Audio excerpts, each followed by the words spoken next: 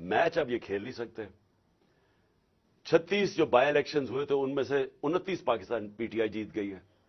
इसके बावजूद कि इनके पास पूरी स्टेट मशीनरी थी, इनके साथ पूरा जो इस मुल्क की इलेक्शन कमीशन है, जिसने बेशर्मी से जिस तरह उन्होंने इनकी मदद की और एस्टेब्लिशमेंट इनके साथ थी।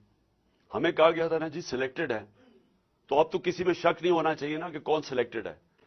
नवाज शरीफ वहां बाहर बैठा हुआ है, उसने वो उल्टा लटक जाएगा, इलेक्शन नहीं करवाएगा, क्योंकि उसे पता है इलेक्शन में रिजल्ट इनसे बहुत बुरा होना है। लिहाजा ये डिले करना चाहते हैं। इनकी तो अगर कोशिश हो तो ये तो इससे भी आगे जाना चाहते हैं। तो अगर ये इलेक्शन नहीं होगा, तहरीक इंसाफ का नुकसान नहीं होने लगा, मुल्क का नुकसान हो रहा है।